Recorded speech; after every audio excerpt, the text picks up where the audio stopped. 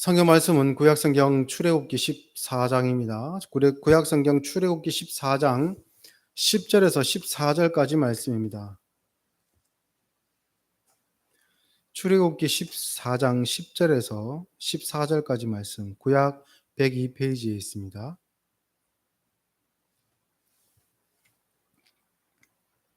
다 같이 하나님의 말씀을 받들어 읽겠습니다. 바로가 가까이 올 때에 이스라엘 자손이 눈을 들어 본즉 애굽 사람들이 자기들 뒤에 이른지라. 이스라엘 자손이 심히 두려워하여 여호와께 부르짖고 그들이 또 모세에게 이르되 애굽에 매장지가 없어서 당신이 우리를 이끌어내어 이 광야에서 죽게 하느냐. 어찌하여 당신이 우리를 애굽에서 이끌어내어 우리에게 이같이 하느냐. 우리가 애굽에서 당신에게 이른 말이 이것이 아니냐. 이르기를 우리를 내버려 두라. 우리가 애굽 사람을 섬길 것이라 하지 아니하더냐. 애굽 사람을 섬기는 것이 광야에서 죽는 것보다 낫겠노라. 모세가 백성에게 이르되 너희는 두려워하지 말고 가만히 서서 여호와께서 오늘 너희를 위하여 행하시는 구원을 보라. 너희가 오늘 본 애굽 사람을 영원히 다시 보지 아니하리라. 여호와께서 너희를 위하여 싸우시리니 너희는 가만히 있을지니라. 아멘. 출애굽기는 모세 오경 중 두 번째 책입니다. 그러나 첫 번째 책인 창세기는 모세가 출생하기 400년 전까지의 이야기로 끝이 납니다. 그래서 창세기와 출애굽기에는 시간적인 간격이 약 400년간 있다는 것을 우리는 압니다. 그러나 이 모세 오경에 창세기가 첫 번째 책으로 등장합니다. 그런데 모세 오경이라는 그 표현이 우리에게 굉장히 또 익숙하고, 그리고 우리가 성경을 이야기할 때 보통 그 저자에 대한 이야기들을 많이 하는 가운데 있어서 모세 오경이라 칭함은 이 창세기부터 시작해서 창세기, 출애굽기, 레위기, 민수기, 신명기의 내용까지 모세가 기록한 것이다. 모세가 직접 기록한 것이다라고 이렇게 일반적으로 생각을 합니다. 그러나 이 생각들은 뭐 구체적인 증거는 없습니다. 그동안 교회가 전통적으로 그렇게 생각해 왔었고, 보수 신학자들과 보수 신앙을 가진 사람들이 그렇게 이제 막연하게 생각을 했던 것뿐이지, 이것에 대해서 모세가 직접 손으로 기록했다는 내용은 어디에도 없습니다. 그런데도 불구하고 이 모세오경을 이렇게 쭉 한 번에 읽어보신 분들은 느끼시겠지만, 창세기에서 출애굽기로 넘어올 때 그 표현하는 방식이나 아니면 어떤 그 시점에 대한 차이점을 크게 못 느끼실 겁니다.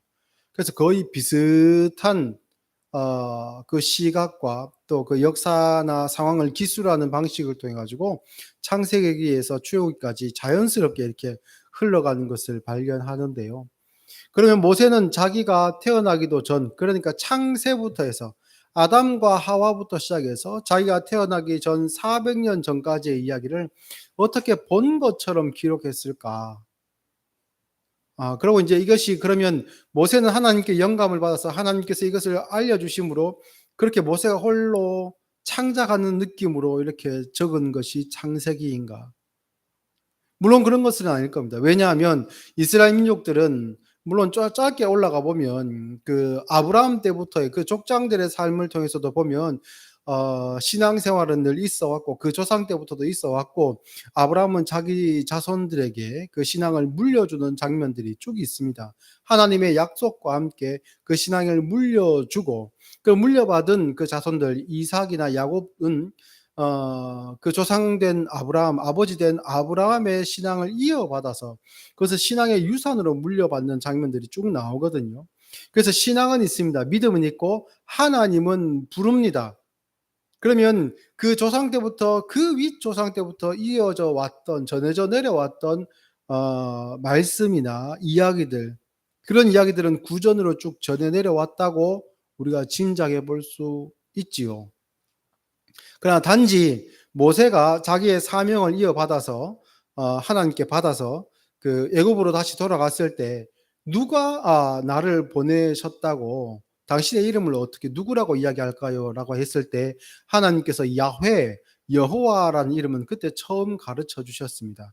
하나님인데, 나는 하나님인데 나는 야훼, 여호와 하나님이다라고 그때는 그 이름으로는 처음 가르쳐 주셨습니다. 그러나 그 이전에도 이스라엘 백성들은 하나님을 알았습니다. 그래서 아마 전해져 내려오던 구전이나 신앙의 전통이나 이 모든 것들을 하나님께서 영감을 주시는 가운데 모세가 적거나 아니면 모세가 받아 적게 했거나 어쨌든 직간접적으로 모세가 관여했을 가능성이 굉장히 큽니다. 그러면 일반적인 그 학문을 연구하는 사람들이나 비신앙인의 입장에서는 그럼 모세는 자기가 직접 보지도 않은 이야기를 사실처럼 기록했단 말인가? 그저 구전으로 전해져 내려오던 이야기들을 그냥 이야기하고 전설 뭐 따라 삼천리 이런 이야기처럼 그렇게 창세기를 기록했단 말인가라고 불신자들이나 그렇죠?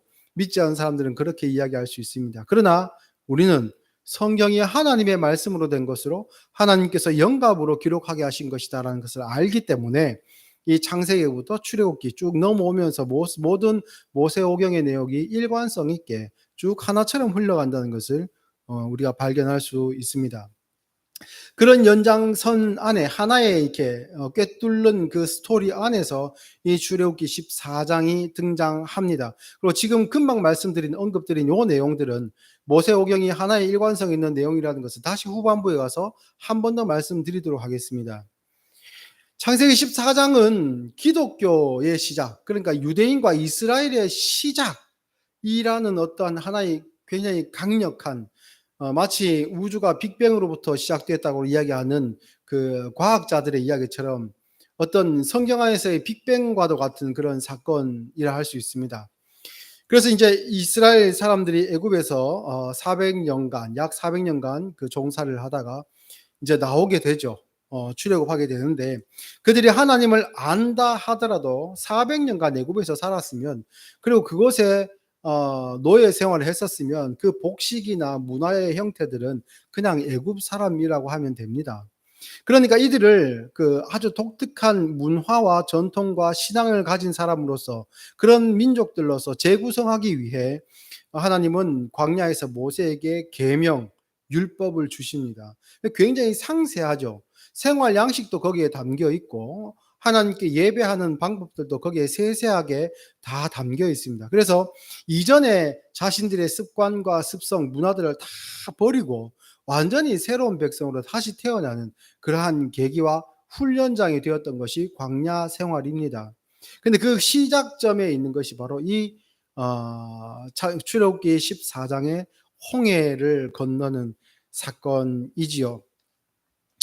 오늘 본문은 그 어떤 사건보다 역사적으로 생생하게 그렇게 입체적으로 묘사되어 있습니다.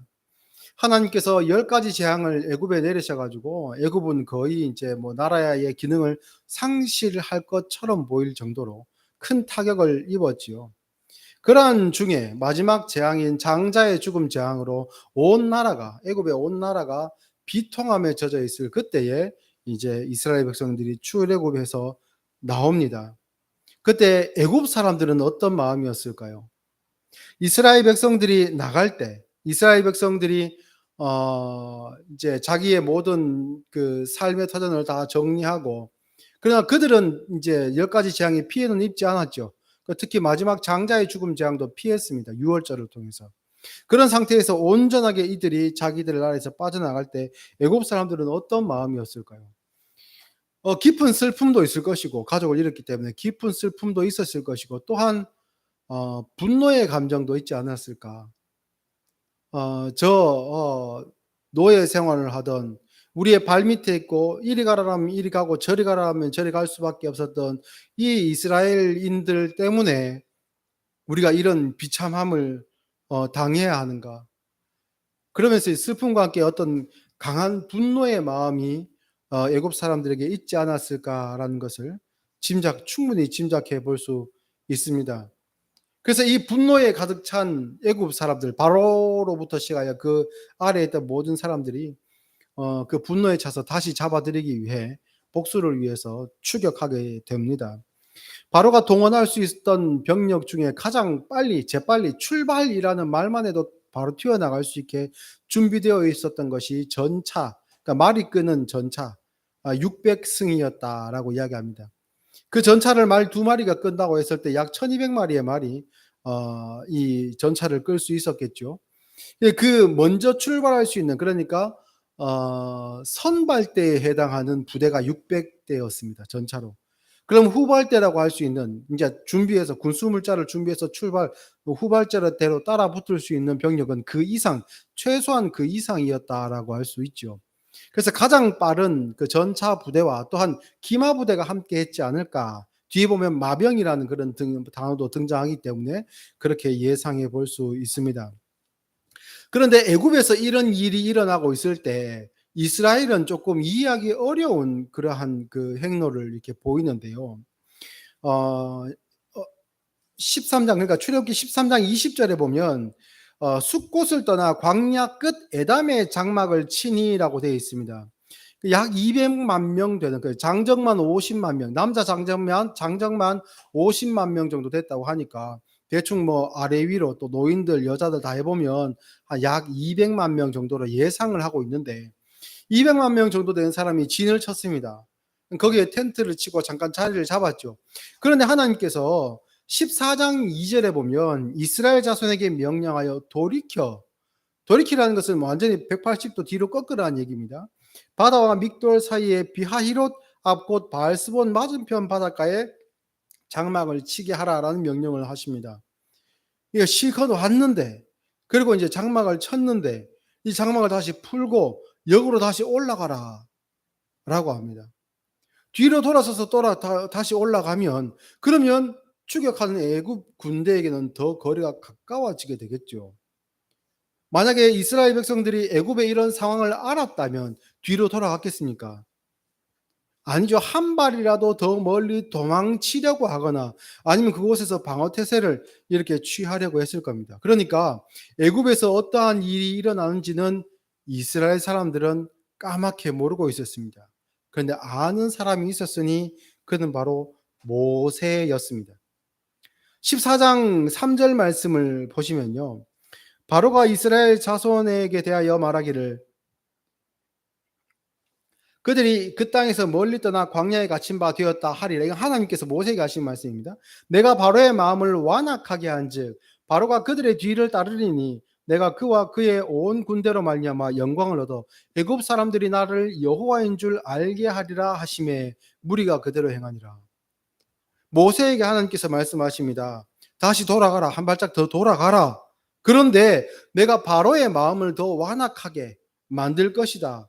그래가지고 바로가 너희들을 뒤따르게 할 것이다 라는 말씀을 모세에게 하신 겁니다.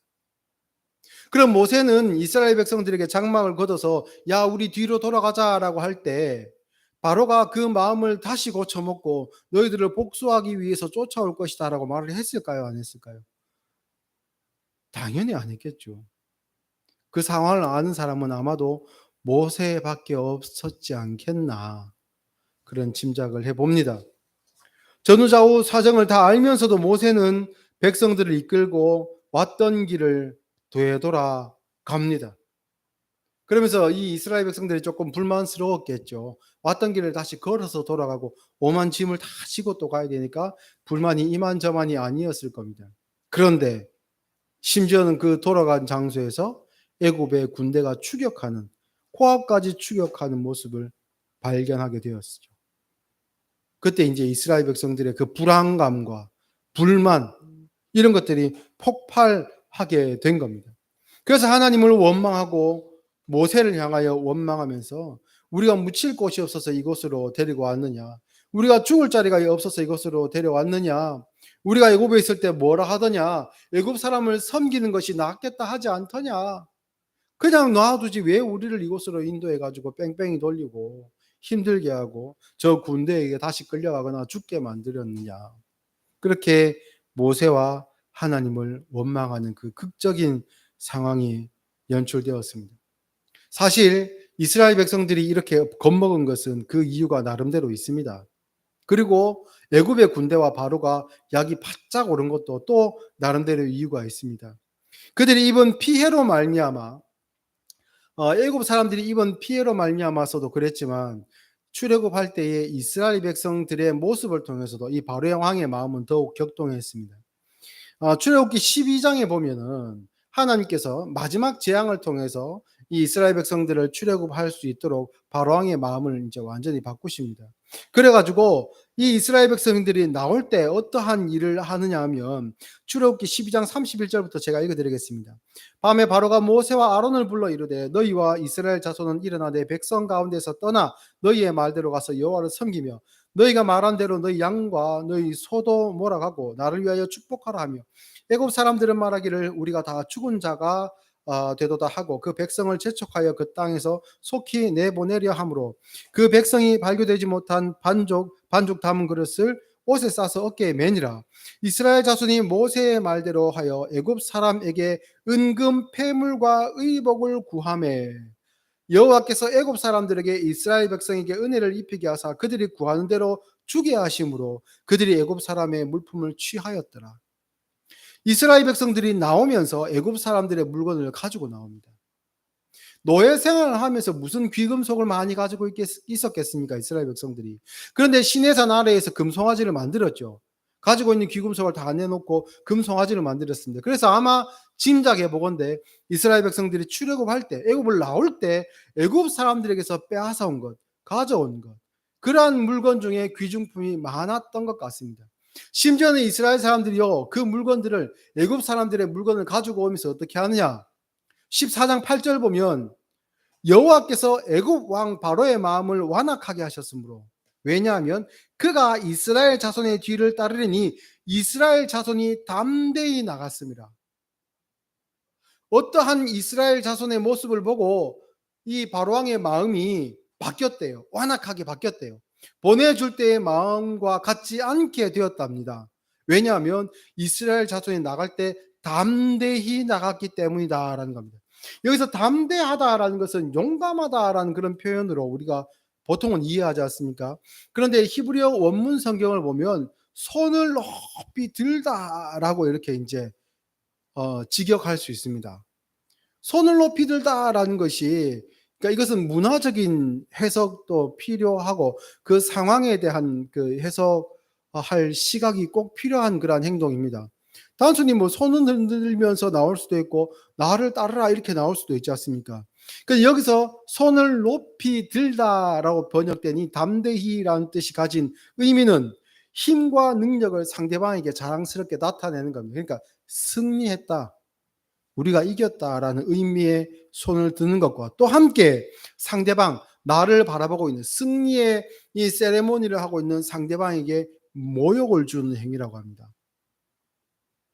그러니까 이스라엘 백성들이 10가지 재앙으로 초토화되어 있는 그 애굽 가운데서 나오면서 하나님 허락하에 애굽 사람들의 가정을, 그 집을 약탈하고 그들의 물건을 빼앗아 나오면서 우리가 이겼다, 우리가 400년간 종살이를 했지만 이제 너희 꼴을 봐라, 우리가 이겼다 라고 이른바 모욕감을 주면서 그렇게 애굽을 나온 겁니다.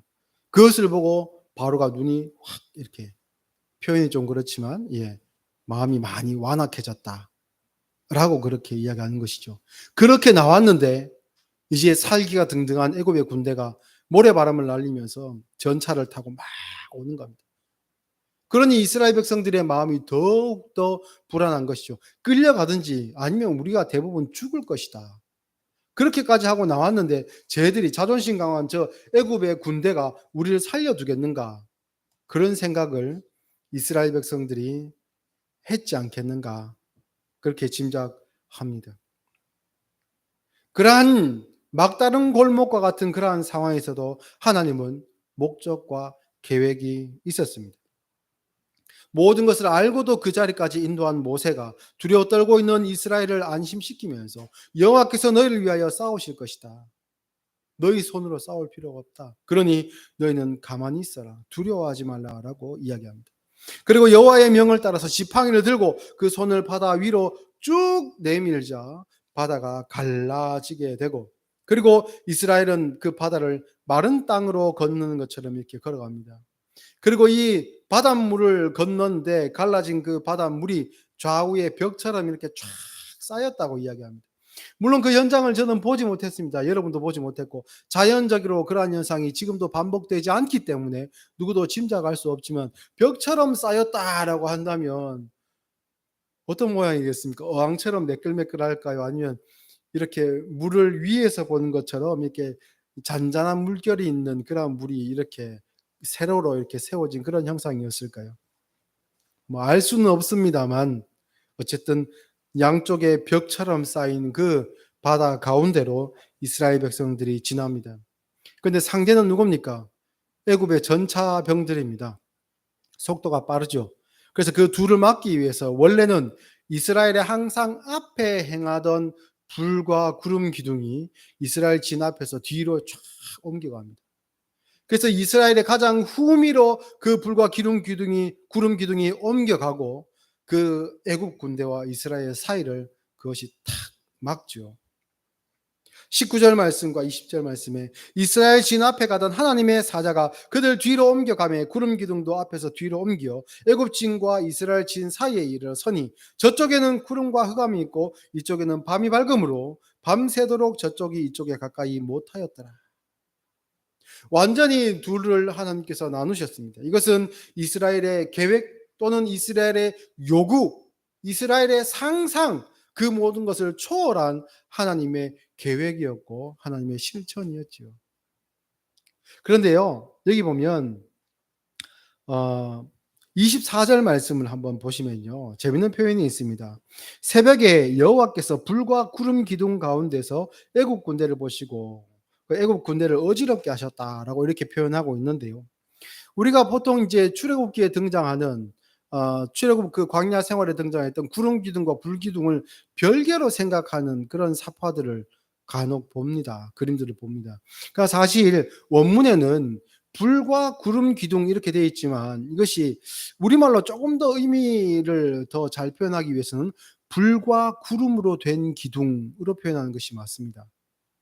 그럼 불기둥 하나 따로, 구름 기둥 하나 따로 이렇게 해 가지고 두 기둥으로 인제 우리는 그냥 머릿속으로는 상상을 많이 해 왔었는데요. 원래는 그렇지 않고 그 낮에는 구름으로 보이는 하나님의 임재의 상징인 구름이 이스라엘 진 가운데 늘 있었고, 그리고 밤에는 그 구름 안에 그 넓게 퍼져 있는 그 구름 안에서 불빛이 비쳐 나왔다라고 이렇게 예상을 해볼 수 있습니다. 그래서 단수로 표현된 하나의 그 기둥이 앞에서 이스라엘 진 앞에서 뒤로 옮겨가서 이제 애굽의 군대를 막아선 것이죠. 그래서 그 하나의 기둥이 애굽 편으로는 이제 어둠만 있게 하고 반대로 이 이스라엘 편으로는 빛만 비추게 하여서 그 밤이 낮과 같이 밝아져서 이스라엘 백성들은 길을 찾아 갈라진 것을 알고 홍해를 건너갈 수 있게 되었지요. 어. 그런 그 불과 구름 기둥이 이스라엘 앞에 있다가 뒤로 갔는데 진에서 갔는데 이것을 과연 이스라엘 진 안에 있던 사람들은, 이스라엘 편 안에 있었던 사람들은 불 구름 기둥이 과연 그러한 모습으로 불은 자기를 비추고 구름은 애국 군대만 막아섰던 그 현장을 직접 눈으로 볼 수 있었을까요? 못 봤을 겁니다. 볼 수가 없죠. 이스라엘 백성들이 본 것은 모세가 지팡이를 든 손으로 바다를 가리키자 바다가 열리고, 그리고 이스라엘 백성들이 그 바다 가운데 들어가고 자기 앞서 행하던 구름 기둥은 뒤로 옮겨가서, 그렇죠? 애굽 사람들을 막는 것처럼 뒤로 옮겨갔고 자신들 쪽으로는 빛만 비추었습니다. 그리고 애굽 군대가 뒤에서 어떠한 지경인지 이스라엘 백성들은 알지 못합니다. 이스라엘 백성들이 보게 된 것은 단지 자기 뒤에서 불이 비출 뿐이고, 그리고 해변을 건너 나와서 새벽쯤 되었을 때에 하나님께서 이 바람이 다시 불게 해서 그 홍해를 다시 닫으시고, 그래서 이거 이제 이스라엘 백성들은 다 건너 나왔을 때 애굽 병사들은 빠져 죽지 않습니까? 바다로 따라 들어간 병사들은 하나도 남김없이 다 죽게 됩니다. 그리고 이스라엘 백성들이 발견한 것은 닫힌 바다에 빠져 죽어 있는 애굽의 병사들이었습니다. 뒤에서 어떠한 일이 일어났는지 정확히 이스라엘 백성들은 알지 못했습니다. 마치 무엇과 같으냐면 다시 한 걸음 돌아가자 했을 때에 불만 섞인 마음이었지만 돌아가면서도 애굽에서 어떠한 일이 발생했는지 전혀 알지 못했던 것처럼 이스라엘 백성은 이 사건의 전후와 구름 기둥이 어떻게 역할을 했는지에 대해서, 하나님께서 그 구름과 불 기둥을 통해서 어떻게 자신들을 보호했는지에 대해서 3차원적인 시각으로 앞뒤를 다 볼 수 없었다는 것이죠. 그 결과만 바라보게 되었습니다. 그리고 그 결과 앞에 선 이스라엘 백성들이 하나님께 영광 돌리고 이제는 모세의 말에 대해서 신뢰하게 되었다, 믿게 되었다라고 합니다. 그래서 이 사건을 보면 오히려 더 이스라엘 백성들보다 직접적으로 이 홍해의 기적을 더 이제 몸으로 체험한 사람들은 누구인가? 이스라엘 백성들이 아니고 애굽 사람이었습니다. 14장 4절 말씀을 다시 한번 보겠습니다. 내가 바로의 마음을 완악하게 한즉 바로가 그들의 뒤를 따르리니 내가 그와 그의 온 군대로 말미암아 영광을 얻어 애굽 사람들이 나를 여호와인 줄 알게 하리라. 더 큰 기적을 눈으로 본 것은 누굽니까? 애굽 사람이지요. 바다로 들어와서 다 빠져 죽은 애국 군대 이외에도 어떻게 보면 그 뒤를 따르던 본대는 아마 이 앞서 따라 들어갔던 자신의 동료들이, 전우들이 물에 빠져 죽는 것을 다 봤을 겁니다. 구름 기둥이 자기의 진 가운데 흑암이 있게 하시고, 또한 이스라엘 백성들이 건너간 다음에 불과 구름 기둥이 이 애굽의 진을 어지럽게 해가지고 한 발짝도 나아가지 못하게 하고, 그 전차에 바퀴가 빠지고 그래서 더 앞으로 나아가지 못하고 우왕좌왕하며 혼란하게 됐던 그 모든 상황들을 뒤에서 지켜보고 있었던 것은 애굽 사람들이죠. 잘못 왔구나 우리가. 여호와 하나님을 우리가 10가지 재앙을 통해 봤는데, 그래서 우리가 비참한 가운데 이렇게 지금 무너졌는데 이 어리석은 마음으로 다시 쫓아왔단 말인가?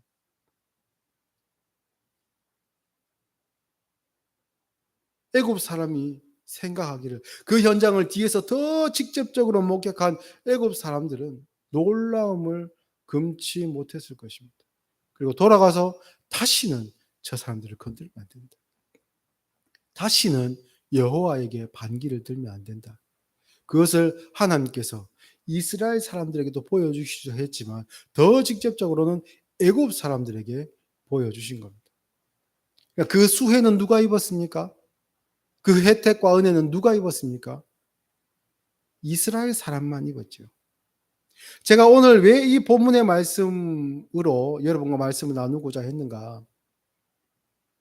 왜 우리가 주일학교를 그리고 주일학교를 졸업한 6년 졸업한 그러한 그 학생들 같은 경우에는 최소한 이 홍해 사건은 5번 이상씩은 다 들어봤던 이야기들인데 왜 다시 이 이야기를 나누고자 했는가?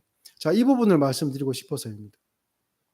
우리는 하나님의 은혜를 입었습니다. 하나님의 은혜의 결과물로 저와 여러분은 이 자리에 있고 예배를 하나님께 드리고 있습니다. 이것은 마치 학교를 들어가기 위해서 열심히 애를 써서 공부하는 입시생의 마음이 아니라, 이미 학교에 들어가서 그 학교의 학생으로서 내가 선택하여 들어갔던 그러한 학과의 공부를 하기 위해서 지금 공부하고 있는, 이미 입학한 학생의 그 공부하는 과정과 같다는 것이죠. 우리는 이미 신자이고 이미 우리는 하나님의 자녀입니다. 이미 하나님의 수혜를 입었습니다. 그런데 우리가 어떻게 해서 어떠한 과정을 통해 이러한 자리까지 오게 되었는가는 의외로 우리가 잘 모른다는 것이죠.